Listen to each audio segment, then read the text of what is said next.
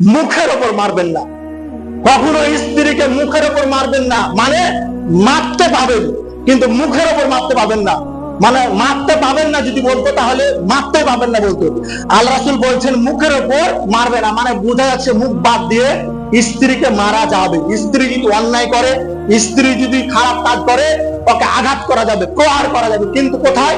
মুখে মারবেন না, মাথায় মারবেন না।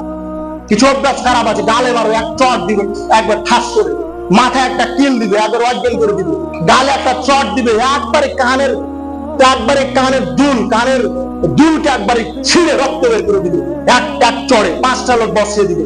খবরদার মুখে মারবেন না, অভ্যাস থাকতে হবে। এত রাগ কেন আপনার? মদ খেয়ে আসা রাগ এলে মদ এই নেশা করে আসছেন, চুয়ানি খেয়ে আসতেছেন আর মাথা গরম হয়ে থাকছে আপনার। একইবার স্ত্রী কিছু বলছে, এক চট দিয়ে খাচ্ছে আর কানের দুল খসিয়ে দিচ্ছে। এত কেন?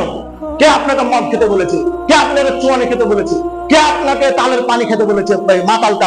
মাতাল তারি খাচ্ছেন, চুয়ানি খাচ্ছেন, হিন্দুদের কাছে গিয়ে, সাঁতারের কাছে গিয়ে রামপুরে দিয়ে এসে আপনার স্ত্রীকে আপনি বাহাদুরি দেখাচ্ছেন নাকি? খুব নিজেকে বাহাদুরি মনে করছেন। কি হল রে? এত কেন বাহাদুর, এত কেন ক্ষমতা? স্ত্রীকে আপনার, স্ত্রী হচ্ছে একটা শান্তি তৃপ্তির বস্তু।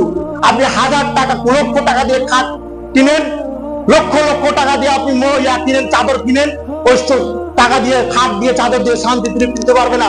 আল্লাহ কোরআনে বলছে স্ত্রী হচ্ছে শান্তি তৃপ্তির বস্তু। স্ত্রী হচ্ছে শান্তি তৃপ্তির বস্তু। আপনি কেন তাকে মুখে চড় মারছেন? কেন তাকে আঘাত করতেছেন? কেন এত অভ্যাস খারাপ?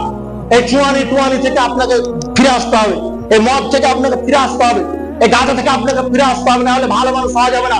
ওই সংসারে জীবনে শান্তি হবে না যে সংসারের স্বামী চুয়ানি খায়, যে সংসারের স্বামী বড়ি খায়, যে সংসারের স্বামী গাঁজা খায়।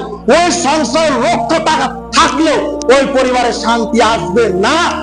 নয়া করে না বলে দিলাম।